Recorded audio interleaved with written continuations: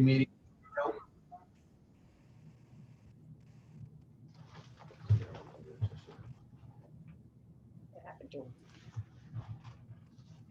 We're on. We're on. Okay. You want to start the meeting? This is the, it is now 9:08. This is a meeting of the Finance Committee of the Local Development Corporation. A quorum is present. Just a quick announcement. Bill has one thing to say. This meeting is being conducted electronically via Zoom pursuant to Senate Bill 50001 and Assembly Bill 40001, which temporarily modifies the open meetings law to allow for electronic meetings of public.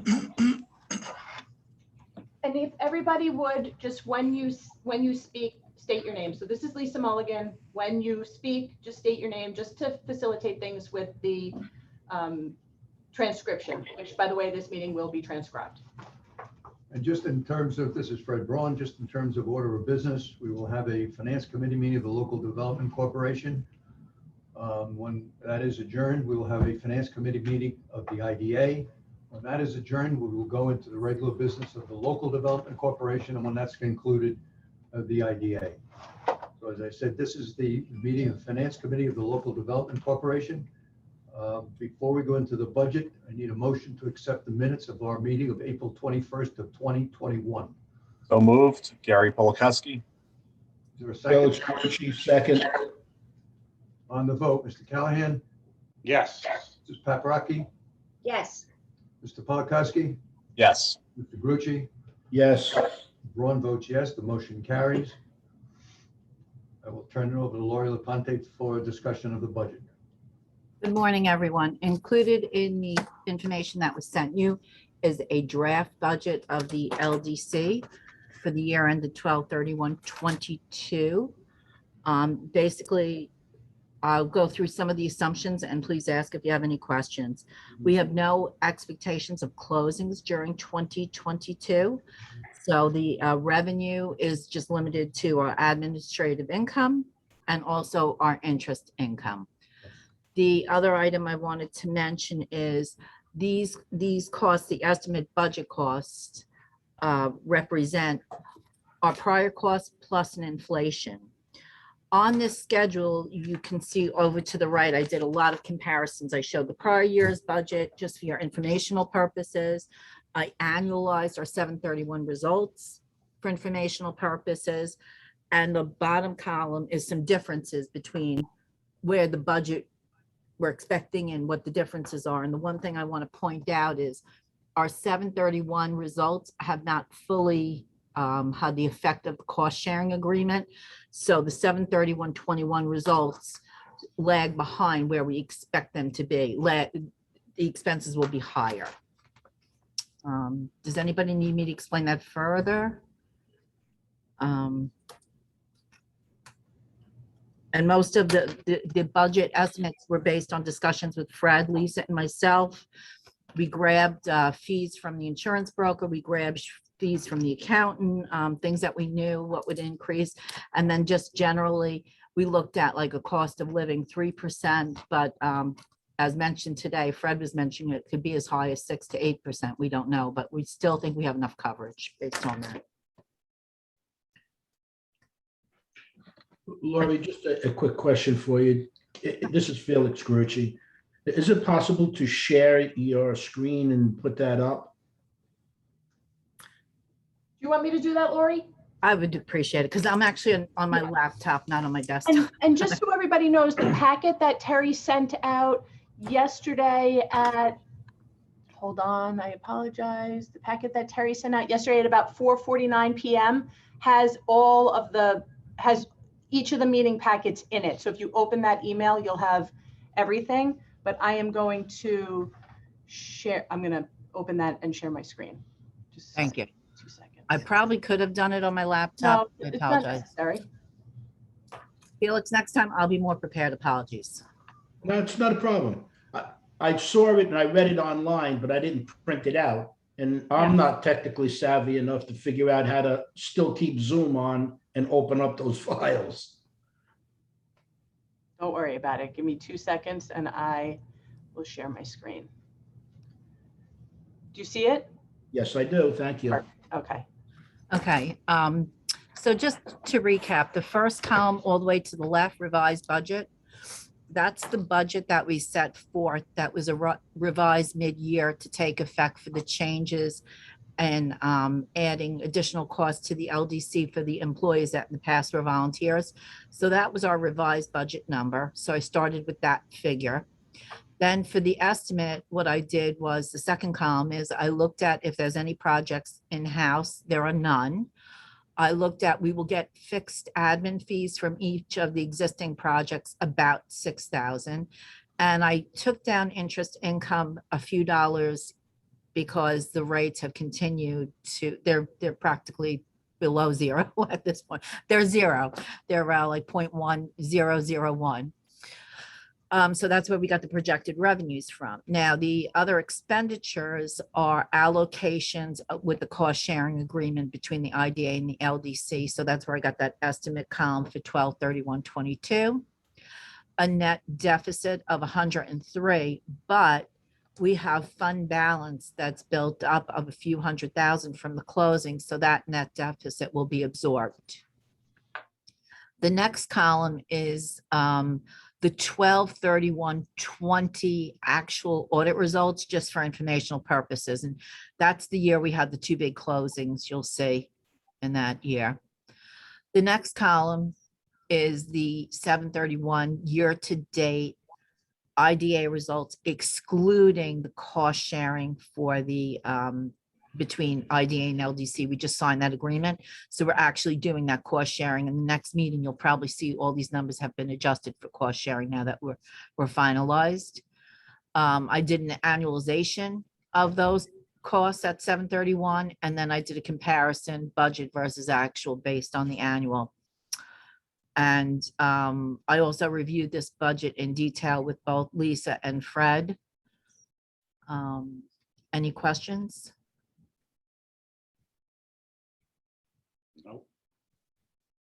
This is Fred Braun. The only question I have is the finance committee needs to recommend the budget to the full board. And while I'd like to do that today, I don't know that we can because we're going to need to see those cost sharing numbers, I think, before the finance committee really has an opportunity to approve this and move it ahead. So we may have to have another finance committee meeting in October unless the board is happy with this. I mean, the finance committee is happy with this and plus or minus the adjustments is recommending it to the board. I'm happy to listen to any thoughts anybody has. Fred, is it possible to approve the budget subject to the final numbers on the cost sharing, provided the cost numbers aren't less than the numbers that Lori has embedded into the budget? And this is Lori. I'd like to comment to that. Felix, I actually know the hard cost sharing numbers for the first and second half of the year. It's just that I'm having Lisa go through a enormous Excel schedule and an allocation. So I can actually give you the highest number each quarter will be with everything fully loaded, another 15,000. And that's giving us about a 3,000 cushion. So I'm confident. Felix, well, this is Fred Braun again. If you want, we can approve this subject to those adjustments that Lori will make and to be reviewed by Lisa and myself. And just can't we bring it, this is Lisa Mulligan, can't we bring it to the board and say the finance committee approved this pending this and here's the pending? Yes. Because I don't have it on the agenda for the board meeting today. My plan was to push it until next month to have the board accept the budget at our October meeting. Okay. So we need a motion to accept this budget subject to change, to approve it at the finance committee meeting, and will be brought to the full board at the October meeting. But Lori? Yes, Fred, before you make that motion, I do not foresee the budget changing. It's just the comparison numbers will change. Well, you'll have cost allocations in there by then, right? Yeah, the budget is based on those cost allocations. The budget is based on the rent, but as you can see, year to date, I don't have the rent expense. So the budget to me is good, including cost allocations. It's the year to date numbers where I compared to don't show that. I apologize. All right. That's what so I'm comfortable with I that have a budget motion number. then. Felix made the motion. I'll second the motion. Thank you, Gary. On the vote, Mr. Callahan, Yes. Paprocki, yes, Mr. Polakowski, Yes. Mr. Grucci. yes, Warren votes yes. Motion's carried. Is there any other business to be brought before the Finance Committee? Hearing none, a motion to adjourn. so moved. Marty Callahan. Polakowski on the second. On the vote, Mr. Callahan, Yes. Paprocki, yes. Mr. Polakowski, Yes. Mr. Grucci. Yes. Ron votes yes. Meeting of the Local Development Corporation Finance Committee is adjourned. We will now move into Finance Committee meeting of the Industrial Development Agency. It is 9:18. A quorum is present. Counselor? This meeting is being conducted electronically via Zoom pursuant to Senate Bill 50001 and Assembly Bill 40001, which amended the New York Open Meetings Law to allow for public meetings to be conducted electronically due to COVID. All right, our meeting is open. The first order of business is to accept the minutes of our meeting of May 19th of 2021. So moved. Is there a second? I'll second it. Yes, oops, Gary. Felix Grucci. Thank you, Felix. Any questions on the minutes? Hearing none on the vote. Mr. Callahan, Yes. Paprocki, Yes, Mr. Polakowski, Yes. Mr. Grucci, Yes, Mr. Braun votes yes, motion carries. Lori, I'll turn it over to you for discussion of the budget. Okay. Included in your packet and as shown on the screen is the budget for the IDA for 2022. The estimated budget column, which is the second column, that is based on a comparison of where we've been at in prior years with costs subject to inflation. And also in the revenue section, it's based on an analysis of projects in hand and expected to close in 2022. It's also based on, am I getting any questions? Okay, sorry. It's also based on our interest income. We took it down a few dollars. The expenditures as presented in the budget are including that some of the expenses are reduced because we're cost sharing them with LDC. So the budget that is being presented for your review and approval is taking effect the same assumptions as the budget that we revised back for 12/31/21. I've shown to the right of this our final year actuals, our July year to date, our July annualized, and the difference. Any questions on this? Questions from the committee? A lot of numbers there. Hearing none, we need a recommendation. I guess we need a resolution to recommend that this go to the full board in our October meeting with any changes that Lori will make between now and then. so moved. Felix Grucci. Is there a second? Seconded. Gary Polakowski. Thank you, Gary. On the vote, Mr. Callahan, Yes. Paprocki, yes, Polakowski, Yes. Mr. Grucci. Yes, Ron votes yes, the motion is carried. Any other business to be brought before the Finance Committee of the IDA? Hearing none, motion to adjourn. so moved. Felix Grucci. Second, Second. Gary.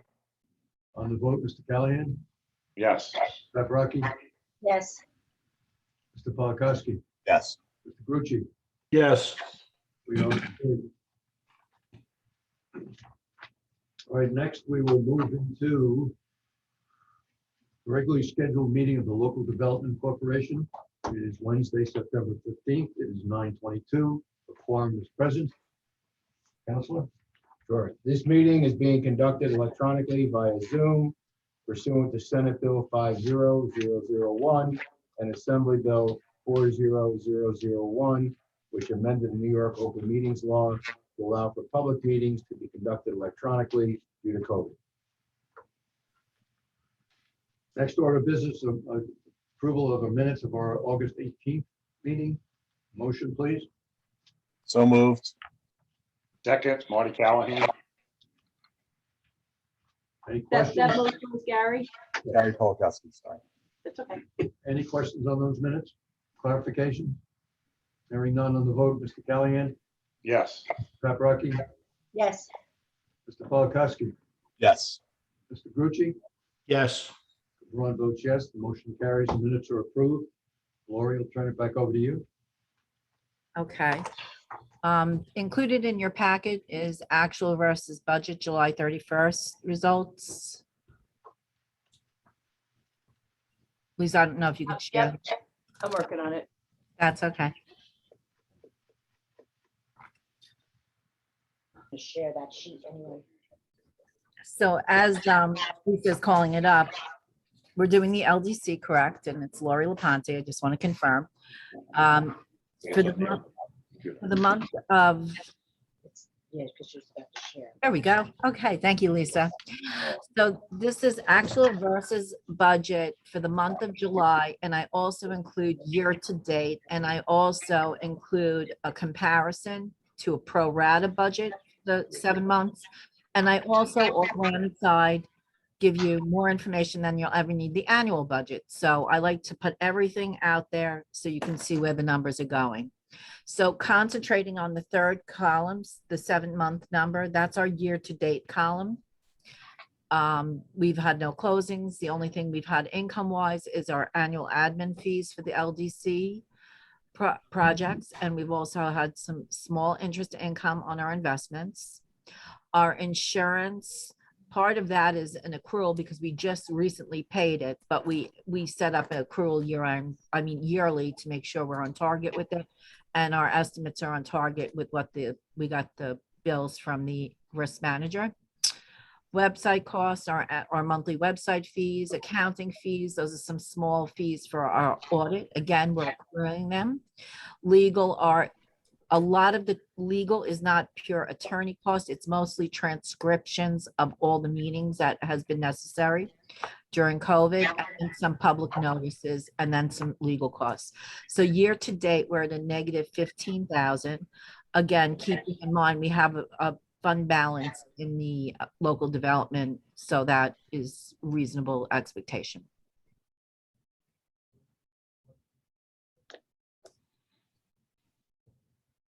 Lori, do you think we'll make, do you Wait. think we're on track to? this Fred, is- you're on mute. Fred, you're on mute. I'm sorry, Felix. That's okay. Sorry. Go ahead, Felix, sorry. you go first. Lori, this is Felix Grucci. The amended budget column, I assume that's what we approved to go forward with for the year of 2021? Yes, that was the amended to take into account the cost sharing agreement. Right. Do you think that we're on target to meet or beat that number? So far, it looks like we're going to be very close, if not be a little bit better. Great, thank you. Lori, do you just want to mention the early discussions and estimated fees for our annual audit? from our Yes, firm? yes. I spoke with the firm PKF O'Connor Davies, and they, I asked them for a fee, not just 1 year, because I figured why not 2 year, and they gave us the same fee with the 2% increase. We have a mandatory partner rotation, and the partner that they're putting on for 1 year, I actually know and have worked with him, so it's a nice relationship. And the people that we work with, the audit, are retaining, so I was comfortable with that. This is Fred Braun again. I think the 2% increase is wonderful. If we could get it for 5 years, I'd sign up right now. Sounds good. All right, we need a motion to accept Lori's report. So moved. Gary Polakowski. Thank you. Second, Second, Marty Callahan. Marty on the vote, Mr. Callahan, Yes. Rocky, Yes, Polakowski, Yes. Grucci. Yes. Ron votes yes. The report is accepted. Lisa? The next item on the agenda is an update from OSC. Lori, do you want to just give a quick overview? Or you want me to? Sure. I mean, I'll start and Lisa, Yeah. please join because you were part of it and so was Fred. The three of us had a exit conference call the other day with the OSC. They pointed out there was a minor question about an admin fee being billed to a project that we billed it out as one admin fee, being that the project had two parts to it, but it closed so tightly. We had done one admin fee. Looking further, it should have been probably split out, but we're not talking, it's $1,000 difference. They're not even sure if they're going to put that in the report, but they told it to us, so I'm sharing it with you. The other comment they have is oversight and monitoring of the project meeting its goals. And Lisa, maybe you could start on some of that conversation. Well, the long and the short of it is that although they told us they're contemplating listing that as a quote finding, the truth of it is that it's a best practice recommendation. They were very clear with us that we're following the law. We have not done anything. They didn't find anything other than the $1,000 that we have done wrong. And I think that they were back and forth if they were going to put it in as a finding or as a best practice, but I suspect it's probably going to go in as a finding just because otherwise they don't really have a report. But they told us flat out, we're following the law, we're doing everything we're supposed to do, and really this is a best practice recommendation. And what they told us is that as they continue to audit LDCs, if they find statewide that this is a common practice that everyone's only following the law, that they might bring their report to the state and say, maybe you should change the law so that they start doing this best practice. We're going to get the report, Lori, they said in about 30 days, and then we have 30 days to respond to it. I suspect it'll be close to year end before this is finally wrapped up. Yeah. Lisa, I'm sorry, I missed what the issue was. I heard the $1,000 in the best practice, but what was it that they were concerned was happening with that $1,000?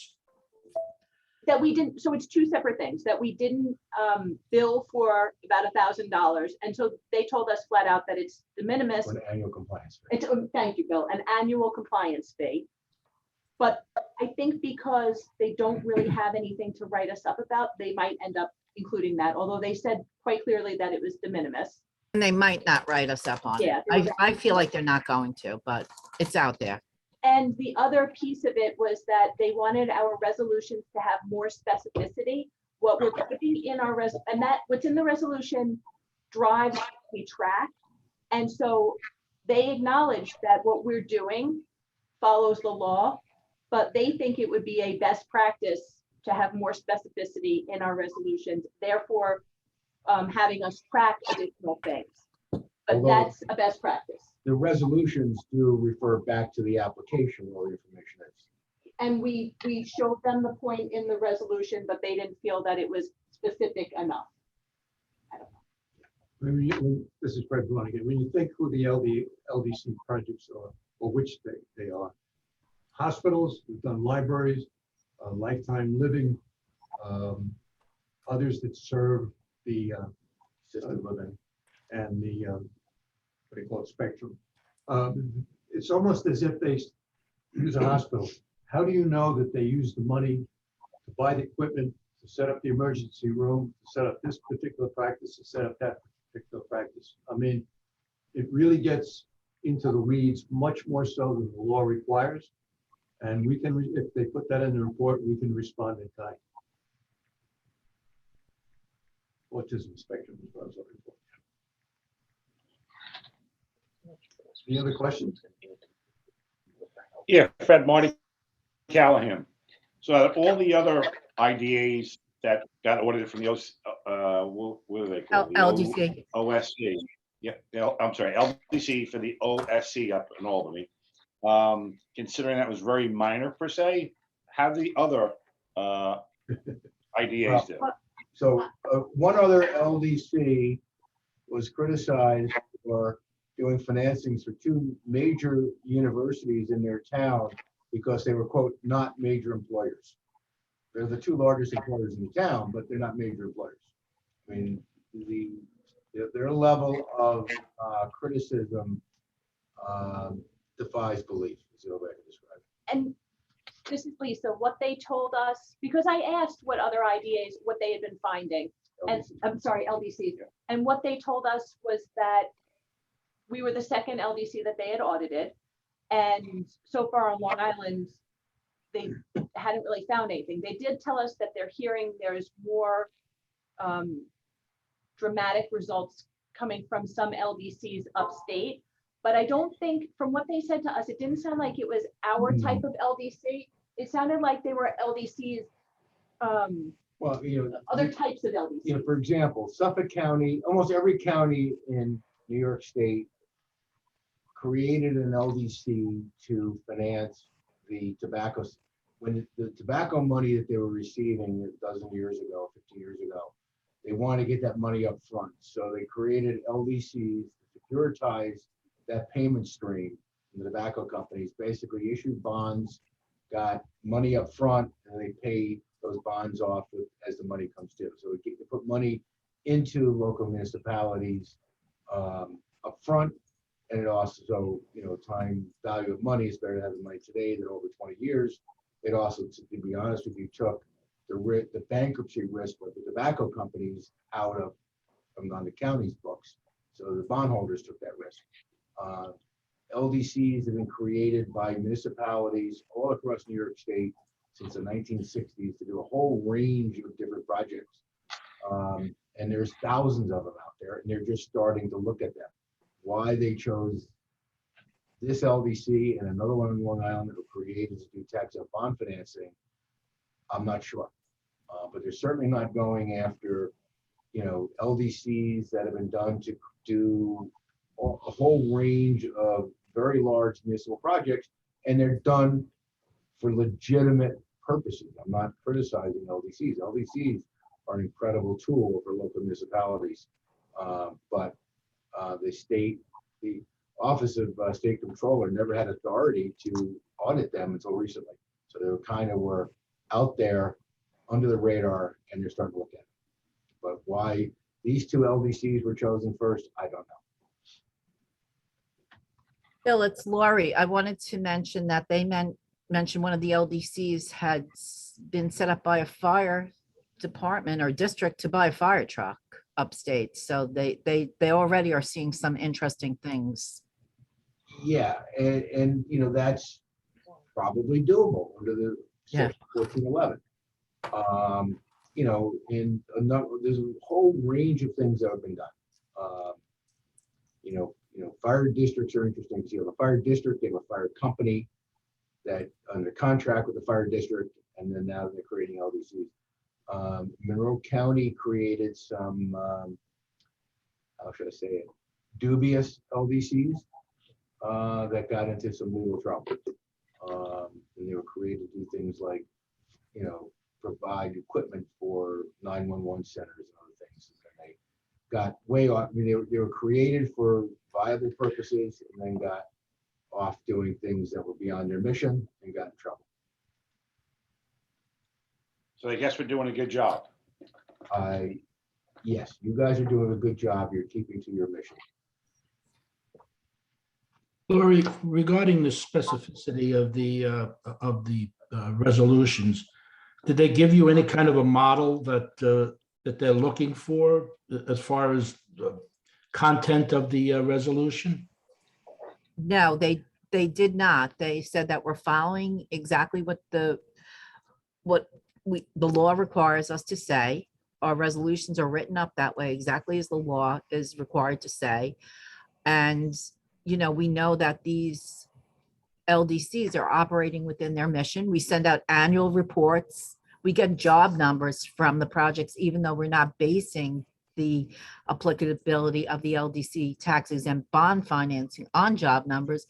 So we do know these projects. We know them in the area. We visited them. We speak with them often. So, they've given us no guidance on what they want to see, but they want to see something. Correct, Lisa? Fred? Yes. If we're following the letter of the law, sounds to me as if we're getting tagged for following the law. Yeah.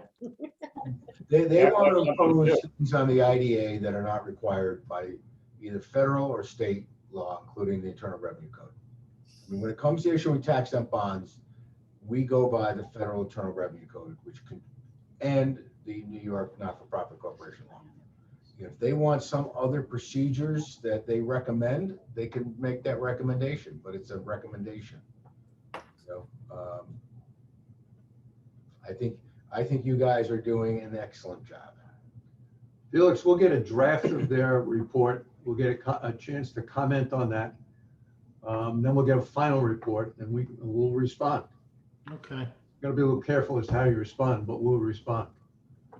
Because this is Lori, the response will be combined with the report, so that will be given to the public. So our response will be carefully, succinctly put together and include all items we want to point out.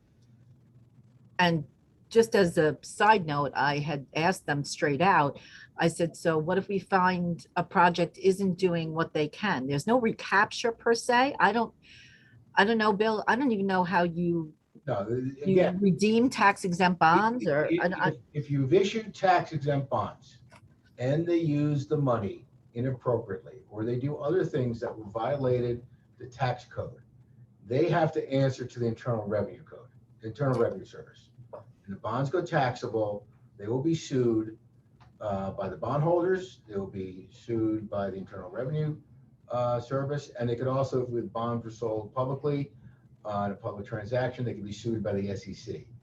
They have far greater problems than recapture, because there's nothing to recapture. that's what I'm saying. So what is if they don't follow, I mean, we would have a duty if we knew that a project violated the Internal Revenue Code. okay, As the issuer of the bonds, we would have to report that to the IRS. I'm not even sure how I could monitor somebody violating the Internal Revenue Code, but You can't, because you won't know about it, unless we had one situation where a borrower did something with tax exempt bonds that they told us several years after the fact, and we had to correct it, and we're doing a voluntary compliance program with that borrower with the Internal Revenue Service. They had, Spreadsheet.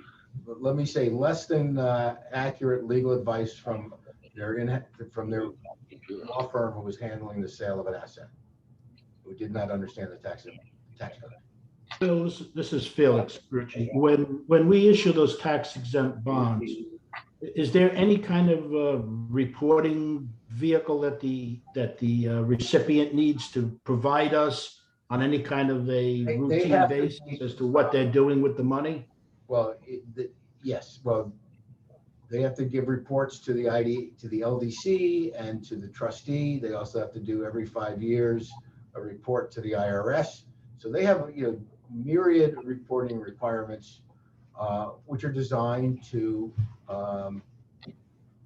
detect any problems really, ahead of time. We also, typically the borrowers that we work with use very sophisticated law firms to handle their stuff, so they avoid this. The one situation we had, they went to a more of a real estate firm to handle what they thought was a routine real estate issue, and neither they nor their counsel had recognized the ramifications of a decision that was made. Had they talked to, and that was actually an IDA bond, but had they talked to the IDA and us ahead of time, it would have been very simple to structure the project appropriately. But they had. Bill, it's Felix again. I just want to follow up. The reporting that they do specifically to us, do we have an obligation to audit that report or send inspectors out to verify that their reports are indeed accurate? No, in fact, we would really have no way to do that. That's the role of the IRS, Felix. Okay, I just want to make sure that we don't have that obligation. We have no obligation to do so. However, it becomes, because the bonds are issued by the IDA or the LDC, if we are aware of an event of taxability, we have to deal with it at that point. But the actual filings they do give us, we have no obligation to audit them or to make, unless it rises to the level of benefit taxability, to contact the IRS. Thanks, Bill. You're welcome. Any other questions on the controller's audit? I suspect we'll be back with you to talk about it again next month, or certainly the month after, if not before. Lisa, you got one other item? I do. There's one other item on the agenda. This is going back a little ways, but we need to ratify, because of the cost split that Lori mentioned earlier, we need to ratify the support from New York State EDC, the Cooperstown Conference, and also the LIBDC Montauk Conference. So Fred needs to recuse himself. So we didn't have enough votes at the last meeting. So we're just ratifying the LDC's role in paying their portion of the I could do it for both, doesn't matter. yeah, that's true. Ratify the LDC's portion of that support. May I have a motion to that effect? Did you need to recuse yourself from this, Fred? Step out. I could do that. Okay, so Fred- Discussion. Fred is recusing himself. He's stepping out of the room. Yes. So can I have a motion? So Marty moved. Callahan, so moved. Felix Grucci, Second, second. Anne Marie. Thank you. Fred usually does this part, but Felix, would you vote? Yes. Gary, Yes. Anne Marie, Yes. Marty, Yes. Lenore? Yes. Okay, passes. I don't know if Fred usually says that, but Fred, you can come back in. Well, thank you very much. If there's no other business to be brought before the Local Development Corporation, I'll entertain a motion to adjourn. So moved, Gary. Who's the second? Felix Grucci. Thank you, Felix. On the vote, Mr. Callahan?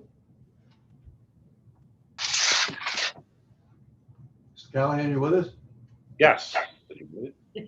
On the vote, yes? Yes. Pat Rocky? Yes. Mr. Scheit? Yes. Mr. Polakowski? Yes. Mr. Grucci? Mr. Braun? Yes. Yes, we are adjourned. It is 9:45. Okay, thank you. We will now open the meeting for the Industrial Development Agency. It's Wednesday, September 15th. It is 9:45. Quorum is present. Counselor? Sure. This meeting is being conducted electronically via Zoom pursuant to Senate Bill 50001 and Assembly Bill 40001, which amended the New York Open Meetings Law to allow for public meetings to be conducted electronically due to COVID. First order of business is to accept our minutes of the meeting of August 18th. May I have a motion, please? So moved, Gary Polakowski. Second, Lenore Paprocki. Thank you, Lenore. Are there any questions or clarifications on those minutes? Hearing none. On the vote, Mr. Callahan, Yes. Mrs. Paprocki, Yes. Mr. Scheit, Yes. Mr. Polakowski, Yes. Mr. Grucci. Yes. Braun votes yes. The minutes are accepted. Lori, I'll turn it over to you. Included in your package and also shown on the screen is the operating results, budget versus actual as of the 7 months ended July 2021. As in the past, first start out with presenting the prior 6 months, what happened in the month of July and cumulative year to date. Focusing in on what happened during the month of July, we did have one closing, and then we also did have an application fee, and we also did have some refinancing fees during the month. So that brought our income up to $262,000. The expenditures were pretty much in line with what expected. Nothing is new. Our insurance came in, as mentioned, it came in. The biggest change in our insurance was our cyber went from $2,000 to $4,000, but overall the insurance costs are almost within budget because some of the general costs came down. So that's the results for the month of July and then the 7 months as of July 31st. So it's a net positive 905,000. I've compared that to a pro rata amount of the 7-month budget, just to give you an idea of where we thought we would be. So we thought we would be to break even as of the 7 months, and we're actually ahead. So there's a positive variance. And then all the way in the right-hand column is the amended annual budget that we submitted. Well, actually, it's not the one we submitted to Paris because we amended it. It's a budget that we recently amended. I just want to clarify one thing, what I started to say. When you amend a budget, we did the proper channels, we voted on it, we approved it. Went to go enter it in Paris as an amended budget, and they told me I can't do that. I have to wait till the next year. So it's the amended annual budget that was approved. And then when we put in 2022, I can finally amend it. Any questions? Paris has never been user-friendly as long as it's been around. That was Fred.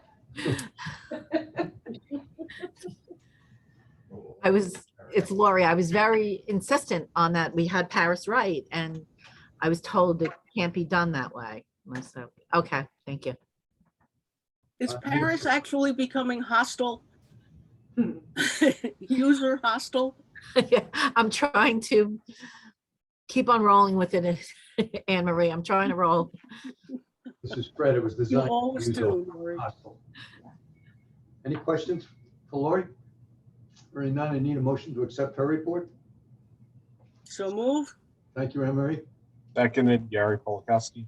On the vote, Mr. Callahan, Yes. Mrs. Paprocki, yes, Mr. Scheit, Yes. Mr. Polakowski, Yes. Mr. Grucci. Yes. Braun votes yes, the motion is carried. The report is accepted. Lisa, we have one application. Yes, we have one application, 44 Ramsey Road LLC. The information is in your packets. This is probably going to look familiar to you because I think at our last meeting, we brought this forward with the last meeting we brought back 44 Ramsey Road LLC, and now we're bringing 44 Ramsey Road Owner LLC, and it's the same as what you accepted at the last, I think it was last month, it may have been the month before. But this new application is a joint venture between BB Capital, and that's who was in the original application, the application from 2 months or so ago, and Rock Point Group, which is a real estate private equity firm. And basically what this new entity is requesting is to purchase the facility located at 44 Ramsey Road. This facility has Frank Lowe is the operating company, and they're going to remain in there, and they're going to keep their commitment to us for jobs and benefits.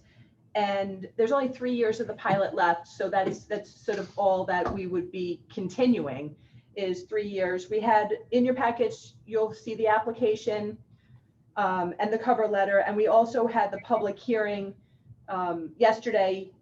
So also in your package is the CBA and the pilot, and there was no comment. So we actually have 2 points of business on this. We should consider accepting the application, and then we also have a resolution for it. Bill, did you have anything that you wanted to add? No, it's really just changing the ownership structure of the real estate company. And I see the attorney for the project is here. Jess, do you want to just chat with Peter and see if he had anything he wanted to add? Yes, sorry.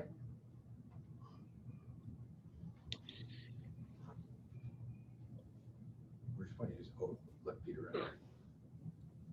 Oh, Jess, you can just let Peter in also. I think that will watch that. I don't think it's, yeah. And we let him in and we can see him. I think it's. I used to use it all the time. Just as something there. Peter Curry, did you have anything to add to, there we are. There you go. Morning, Peter. Morning, Gallery View. Good morning, everyone, and thank you for reviewing this application. No, I really don't have much to add. I think that Lisa described it accurately. Essentially, BEB Capital, which was the existing assignee, which had been approved by the board, I believe at the July meeting, the end of July meeting, is taking on an additional investment partner and continuing to close the transaction the same way it was going to close prior to taking on the investment partner. So Rockpoint is an experienced industrial property owner, and BEB Capital and Rockpoint are partnering on this. Again, no additional benefits sought, no change to what has previously been approved, other than that this is a new joint venture comprised of two parties, one of which was the prior party. Thank you. Any questions of Mr. Curry? Hearing none, I need a motion to accept the application. So moved. Felix Grucci. Felix. Anne Marie, is that a second? Thank you. On the vote, Mr. Callahan, Yes. Paprocki, Yes. Mrs. Scheit, Yes. Sorry Polakowski. that you hear the fire siren in the background. Yes. I live a couple of blocks from the firehouse in Port Jefferson. Polakowski votes yes. Yes. Grucci, Yes. one votes yes, the application is accepted. We also need a motion on the resolution. Thank you. So moved, Gary Polakowski. Thank you, Gary. Second, Second, Anne Marie. on the vote, Mr. Callahan, Yes. Paprocki, Yes. Mrs. Scheit, Yes. Polakowski, Yes. Mr. Grucci, Yes. Mr. Braun votes yes, the resolution is approved. Thank you, Peter. As always, I thank this board for its consideration, and I look forward to closing this. Have a good day, everyone. Good luck, Peter. Next, we have a series of resolutions. And I'm actually going to suggest that we take them out of order because I see some of the attorneys Sure. are here. Sure. So I suggest that we take port development as the next application. Joss, if you would let Mr. Russo in. Yeah. So port development, just to remind everybody, that's the one North Country Road, Port Jefferson project. It's proposed to be at the former Lobster House and the florist next door. It is a 36 residential apartment complex, 32 one-bedroom, 4 two-bedroom. 7 of these units will be affordable/workforce. The cost-benefit analysis, the pilot study, and the feasibility study were included in your packets, as was the comment that we received from the at the public hearing that was held yesterday. The comment that we received was from the Port Jefferson School District. Does anyone have any questions? Lise, Marty Callahan. Did you respond to the letter that the school board wrote? What do Nope. you need? Our role is not to respond to public comment. It's merely to bring it to your attention. Okay. Thank you. Do you want to give the board, did you also give them your memo? So I put together just a couple of things that I thought you might like to be aware of. This was not provided to Port Jefferson, but just so that you're aware of maybe if there were to be a response to that, what our response could be. Sorry. So I just wanted to bring 2 pieces of information to your attention. And I apologize, I can't find it in my email right now. Okay, so from the feasibility study that was included in our public hearing, it's on our website. This is a quote from the feasibility study. With respect to the potential for the proposed project to affect the local public school district, i.e. the Port Jefferson UFSD, it should be noted that the proposed multifamily residential development would be expected to generate extremely few school-age children. Based upon the result of a 2019 study published by the Real Estate Institute at Stony Brook University College of Business, multifamily residential development on Long Island generates on average 0.09 school-age children per unit. Applied to the 36 proposed units, this would represent less than 4 school-age children within the Port Jefferson UFSD, which has a current enrollment of approximately 1,065 children, i.e. an increase of less than 0.38%. A 2017 study performed by Vision Long Island of transit-oriented development on Long Island identified an average of only 0.026 school-aged children per unit, which applied to the proposed 36 units would suggest that less than one school-aged child would reside at the proposed development. It should also be noted that nearly all of the proposed residential units, i.e. 32 of the 36 units, would be one-bedroom units, which are inherently less attractive to families with school-aged children than units 19 anticipated benefits of the project. I'm sorry, I don't know, that's like a typo in there, I apologize. Than units with 2 or more bedrooms. Overall, the proposed development is expected to generate extremely few school-aged children and no significant adverse impacts upon the local school district are anticipated. And just to back that up a little bit more, I checked the Port Jefferson K through 12, Port Jefferson UFSD K through 12 enrollment, and the 2017-18 school year, they had 1,077 students. 18-19, they had 1,065, and 19-20, they had 1,022. So their enrollment is decreasing. Yes. Thank you, Lise. You're welcome. Questions? Hearing none on the resolution. Motion? So moved. Second. I think I heard Felix and Anne Marie on the vote. Mr. Callahan, Yes. Mrs. Paprocki, yes, Mrs. Scheit, Yes. Mr. Polakowski, Yes. Mr. Grucci, Yes. Mr. Braun votes yes, the motion carries, or is approved, excuse me.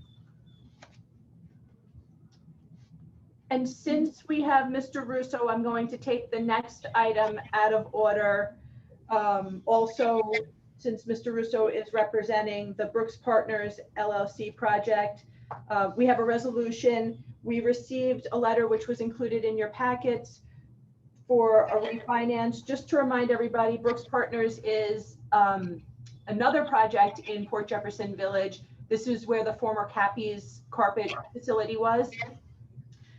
What we have been asked is to support refinance. The original loan was roughly $12.2 million, and that was through Dime Bank. And now they are refinancing through First National, and it's roughly $14.5 million. They've requested mortgage recording tax, and the overruns are a result of COVID-19. And the letters in your packets. Bill, did you have anything you wanted to add? No. Okay. Does anyone have any questions? We have Mr. Russo here. Hearing none, a motion to approve Marty Callahan? the refinancing. Mr. Callahan, is there a second? Anne Marie? Thank you. On the vote, Mr. Callahan, Yes. Mrs. Paprocki, yes, Mrs. Scheit, Yes. Mr. Polakowski, Yes. Mr. Grucci, Yes. Mr. Braun votes yes. Resolution is approved. Okay. Thank you, everyone. Thank you, Eric. Okay, so the next item, let me see. We have one more attorney. Joss, will you let Mr. Sinzaba in, please? He's here representing the Coast to Coast project. So again, taking some things out of order, but to remind everyone, this is a roughly 19,000 square foot existing facility at 20 Pinehurst. We had a public hearing yesterday. Included in your packet is the cost benefit analysis and the pilot. And the public hearing, there was no comment except for Mr. Sinzaba made some comments on the record for the project. Does anyone have any questions? Lisa, do I have to leave the room to recuse myself? This is a Yes, client. thank you, Marty. Thank you so much. Marty needs to recuse himself. I almost forgot. And Do I have Marty, to you I leave should, the room? Counsel, is there anything you want to say? Yes, Marty, leave the room. Thank you, Annette. thanks, Annette. Hi, good morning. I I really have no additional comment in addition to the statements that were made yesterday at this time. Okay. Motion to approve, So moved, Gary Polakowski. second, Second, Lenore Paprocki. thank you. On the vote, Mrs. Paprocki, Yes. Mrs. Scheit, Mr. Polakowski, Yes. Grucci, Yes, for Mrs. Scheit. Mr. Grucci, Yes. Mr. Braun votes yes, the resolution is approved.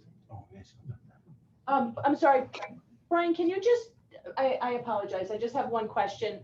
You mentioned in the public hearing yesterday that they were gonna put solar panels on the facility? That's something that they're thinking of proposing at some point. That's definitely one of the developments I'd like to do to make the site more energy efficient. There's been no application that's been made for that to date. Okay, so you're not asking any benefits with respect to that at this time? No, sir. Okay, I just Thank wanted you. to make sure. Thank you. Lisa, I do have one question. What was the address of this application? 20 Pinehurst. So Felix, this is the former Grucci facility. Oh, should I have recused myself? Yeah, but you, Felix, you don't have an interest in this property, do you not? No, I do not, nor do I have an interest in fireworks by Grucci. No, you don't have to refuse. Okay, thank you.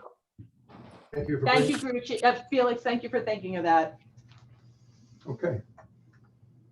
Okay, so, and thank you, Brian. The next item, I'm gonna try to go back into the regular order. The next item on the agenda for a resolution is a resolution for the Ronkonkoma Hub project. It was included, the resolution was included in your packets, and it is basically a resolution, and that chime in if I'm missing anything, but basically a resolution to set the public hearing for the condemnation hearing for the Ronk Hub project. And it is, as per this resolution, going to be set for November 16th, which is a Tuesday at 4 p.m. And now because of this new legislation, we can have it through Zoom. And Annette has indicated to me that she thinks it's advisable for our board members to be there and listen to the public hearing live, if at all possible. Probably just need to have a quorum of you, but and it'll certainly be transcribed. So that's what the public hearing, the resolution is, just setting that public hearing. Annette, do you want to add anything? No, you covered it all. Okay, cool. It's in your Lisa, packet. did you say it was going to also be covered by Zoom? We're going to do not also, it'll solely be a Zoom public hearing. Oh, okay. Say 4 o'clock? 4 o'clock, yes. And that was the date, what was the date again, Lisa? November 16th? Yes, actually, Terry, would you put this on everybody's calendars? She's nodding. Yeah. Okay, we'll add it onto everybody's What's- calendars, Tuesday, November 16th at 4 p.m. And we'll obviously update that. We haven't set the Zoom login yet. It hasn't been published. There's some steps, but we needed you to sort of tell us to do it. So that's what Yeah, we're- we needed the resolution to set the public hearing. I'll make the motion to set the public hearing. Second, Okay. All right, Felix, you made the motion. Who's the second? I'm sorry. Anne Marie, Thank you, Anne Marie. On the vote, Mr. Callahan? No. Yes. Yes. Mr. Paprocki? Yes. Mrs. Scheit? yes, Polakowski? Yes. Mr. Grucci? Yes. Ron votes yes. Motion is approved, or the resolution is approved, excuse me. The next item on the agenda is the On the Commons at Rocky Point project. At our last meeting, we received a request from them to extend their sales tax date and also their completion date. And then afterwards, or at the end of the meeting, we had a realization that that was probably going to impact when their pilot should start. So I went back to them, I had a conversation with them, I spoke to Bill about this. And what we are proposing is that we move the pilot start from it's set to start December 1st, 2021, which is this December coming up. But instead of doing that, what we're suggesting is that we move it push it out a year to December 1st, 2022. It doesn't change the payments, it doesn't change the schedule, it just adjusts when it starts and when it stops. It's not that they're going to get an extra year, so there's no need for a public hearing or anything. It's just adjusting the start date. Bill, did you have And the anything? end date. Well, and the end date, really. Do you have anything to add? No. Any questions? You need a motion, please? So moved, Gary Polakowski. Second? Second, Callahan. Sorry, Thank you. Henry. On the vote, Mr. Callahan? Yes. Mrs. Paprocki? Yes. Mrs. Scheit? Yes. Mr. Polakowski? Yes. Grucci? Yes. Yes. Motion for the resolution is approved. Okay, the next item on the agenda is the AE Manorville 2 project. So we had a public hearing, as you'll notice, we had a few public hearings yesterday. We had a public hearing yesterday for this project. This is, just to remind everyone, the proposed solar array and battery energy storage system at the town of Brookhaven's Manorville compost facility. This is through, we've done a bunch of projects with Agilitas, the solar installation on the roof at Town Hall, the solar installation on the hill at Town Hall, a solar installation already at the Manorville compost facility. So that there's a few others, Calabro Airport, two at Calabro Airport, and I think, oh, I'm forgetting one, but so we have a bunch of projects. So this is yet another one. The cost benefit analysis and the pilot were included in your packets. Like I said, we had the public hearing yesterday and there were no comment. Does anyone have any questions? Would you care to move it? And we'll rush it once. Anne So Marie, moved. is there a second? Second, Gary Polakowski. Thank you. On the vote, let's go reverse order. Mr. Grucci? Yes. Mr. Polakowski? Yes. Mr. Scheit? Yes. Mrs. Paprocki? Yes. Mr. Callahan? Yes. Ron votes yes. The resolution is approved. Thank you. The next item on the agenda is a resolution for EDPR/C2NY.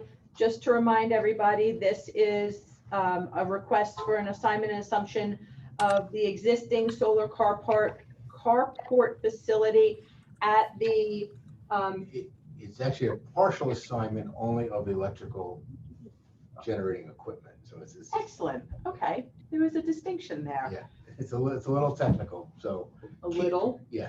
So Key Bank has an equipment lending company that's based, it's how they're financing the project. So the assignment of, and they'll be the quote owner of the equipment. So we'll have to split out in the lease and project agreement, the land and other improvements versus electrical generation equipment. Almost doesn't seem big enough to warrant this kind of stuff. They're doing it. And this is the project at the Bald Hill Amphitheater. Thank you. I was struggling for what it's called now. LICH Amphitheater, I think, the town's amphitheater. If anyone has any questions, I'm going to direct them to Bill.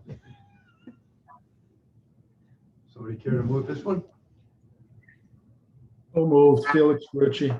Seconded, Gary. Thank you. On the vote, Mr. Grucci? Yes. Polakowski?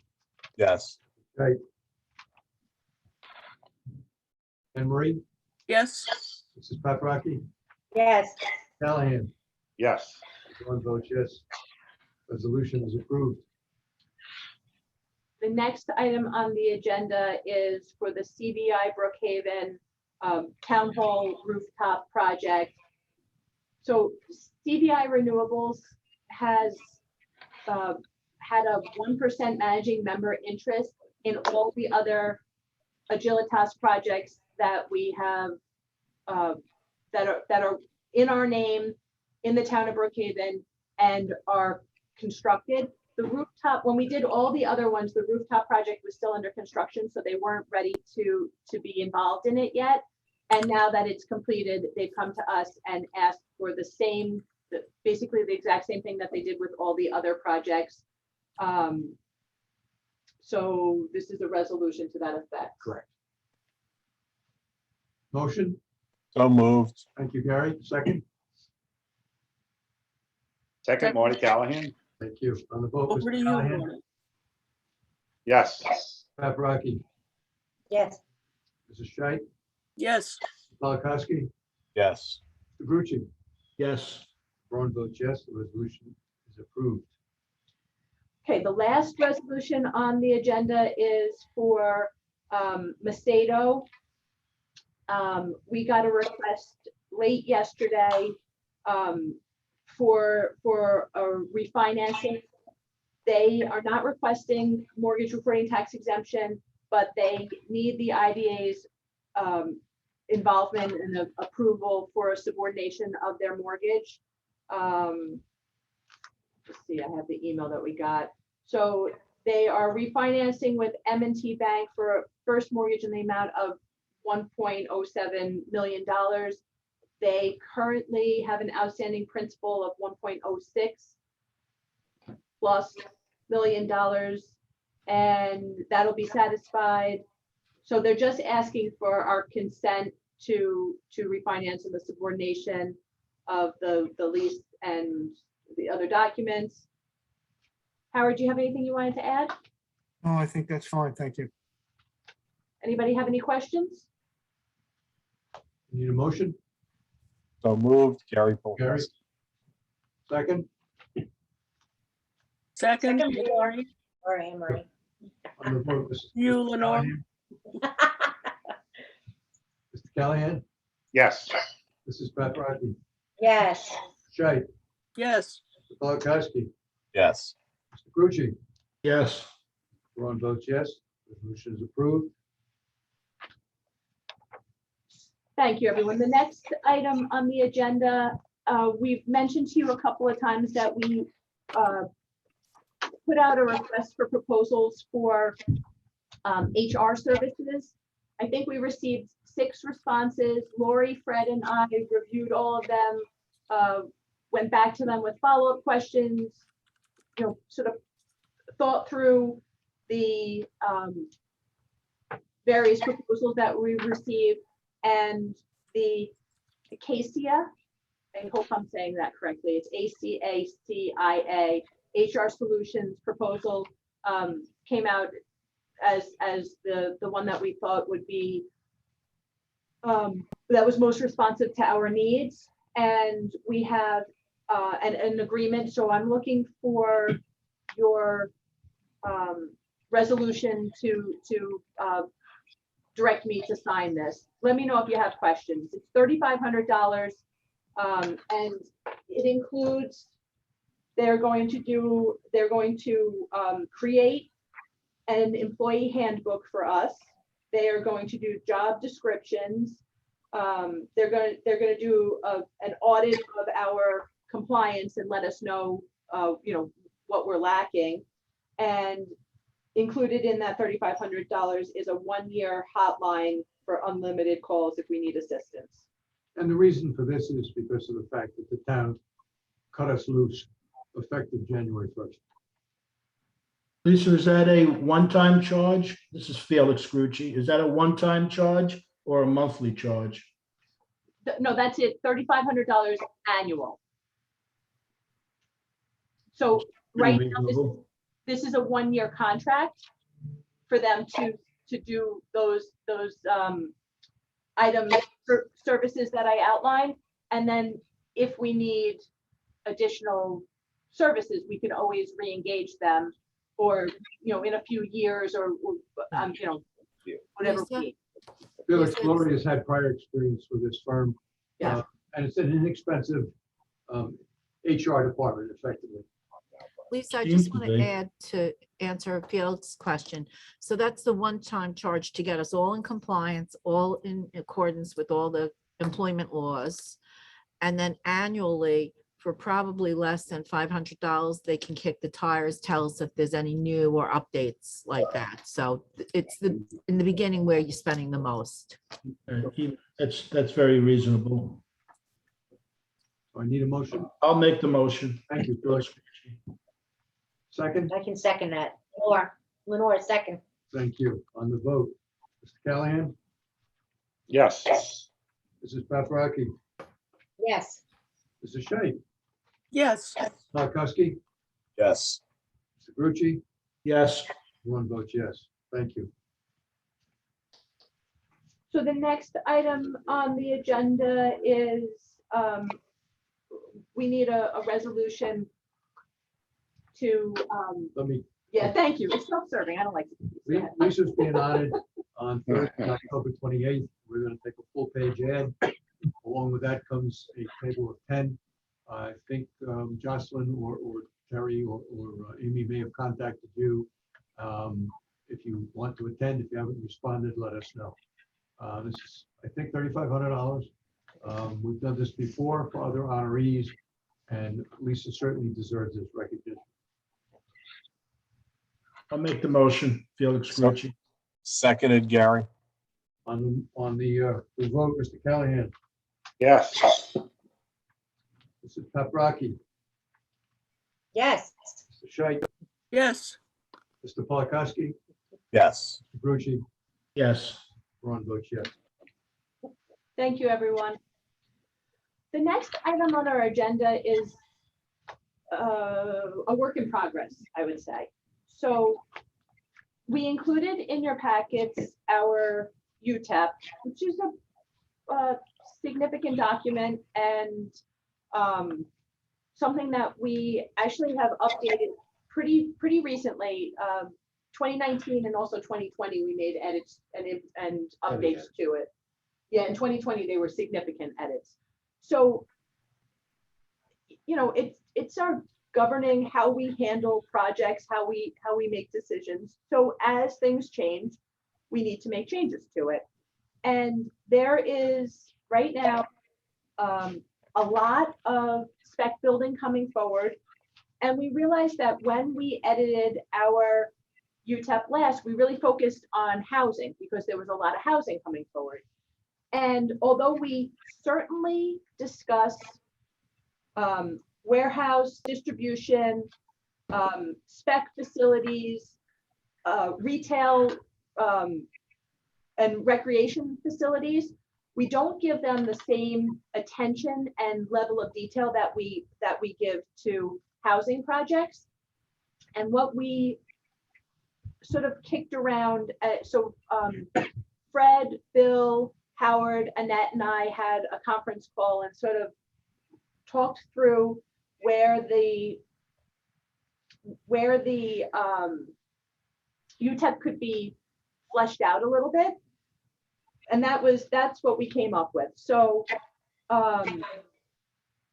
you know, a couple of things like that. It needs to get, so I think what the process is going to be is, Bill, if you want to chime in here, but Yeah, have everybody, I don't know if we should have a governance committee meeting. probably should have, go back to governance committee, but meanwhile, if everybody could review what Lisa sent out, if you have any comments or questions or suggestions, please send them to Lisa. We'll incorporate everyone's comments, come up with a revised draft, and we'll go to governance for its review, and then eventually to the full board. And we'll have to do a public hearing also. And then, so once the full board has signed off on it, we have to then mail copy to every taxing jurisdiction in the town, hold a public hearing, and come back to the board for final readoption. So what I think I'll do, if this is agreeable with everyone, I'll send out the Word version again, and I will sort of outline what I just said, and I'll direct you, you know, see section D1A. This is where we're thinking about putting in new paragraphs, and then we can have a conversation about what everybody thinks we should and shouldn't do. One of the questions I had with Bill was, are we changing our UTEP too often? And Bill said absolutely not. And on the other side of that coin is the fact there are a lot of IDAs, and I guess there are 105 around the state, or 109, I can never remember that number, that basically have a static document and haven't done anything with it in many, many years. So what we're doing seems totally appropriate. Yeah, I mean, I think it's best practice as issues arise to deal with them, particularly as what was the original pilot program, 100% exemption for 10 years. Probably, when it was really hard to get people to come this far out in the expressway. I think that would be appropriate to, and we have reviewed it on a number of projects. These other ones that still fall into that basic or standard pilot may not be as appropriate, particularly, and again, with these spec buildings, you can have a warehouse distribution center that could employ hundreds of people, or it might employ 4 people. So not all warehouse distribution centers, for example, are the same. So, some of it is looking at how many jobs will be provided and the quality of the jobs. So there's a lot in there. It is things to consider. So that's what. So we will be back to you on all of that. So does anyone have any questions? Okay, I think the next item on the agenda is Michael Martino is here. Josh, will you let Michael in, please? And, oh yeah, of course, yeah. Actually, it'll tie in with what Michael's gonna talk about, I think. So, hello, everyone. hi, Michael. Good morning, Michael. So How's everybody? Michael is our representative through Todd Shapiro Associates, and we asked Michael to join us and provide an update. Okay. Where do I start? Oh, it's great to see everybody. Thank you very much for having me. By the way, I was on the whole time, so I got a lot of information. So thank you very much. So we've been concentrating on making sure we're, generating press releases for some things that are happening. We've got a couple drafted right now for some things that are, I guess, on deck, the surf facility and a couple of other ones.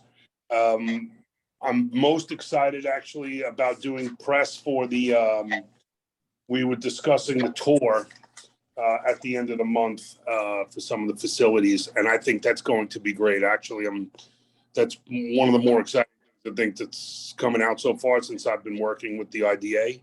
So, I've been in touch. I meet speak with Amy and Lisa, and now this one I think is the most exciting because we're going to really be able to tell a great story about the IDA's successes and have some, tangible evidence of everything that's been going on. So, we have continual pitches to, for example, Long Island Business News and to Newsday to continue trying to get some, positive press for some of the deals.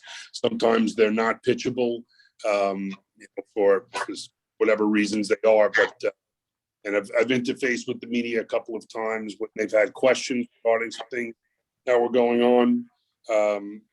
But for the most part, we concentrate on being proactive with what we're trying to get accomplished. Anybody have any questions? Yeah, Michael, can you please, we had at one time, this is Gary Polkowski. Hi, Gary. At one time, we had, with Brian, received regular reports on social media engagement, demographic targeting through social media.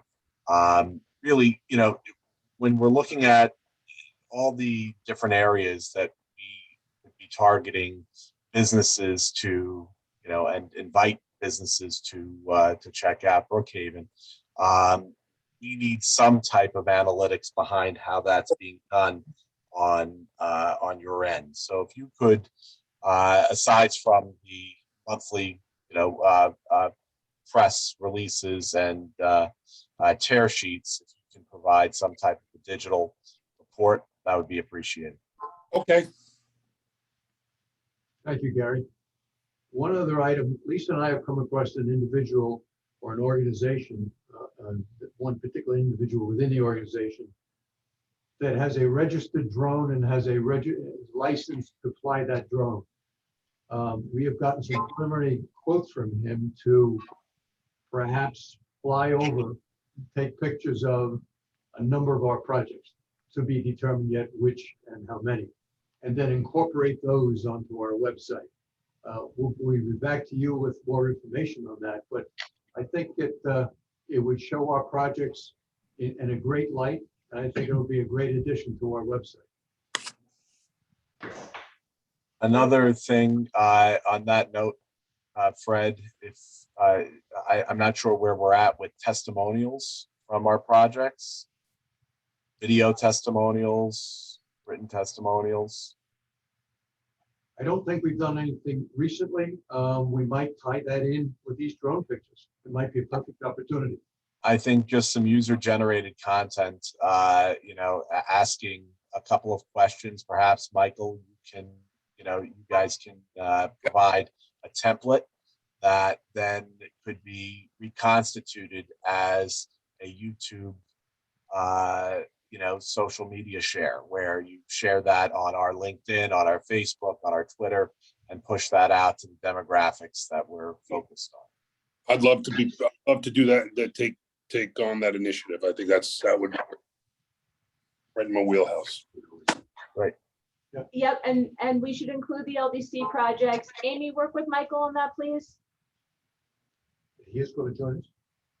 I don't know if she can or can't hear me, but Lisa, he's going to be on the tour. okay, I'll tell Amy later. I don't think she can hear me. We're getting thumbs up. So Amy is also muted.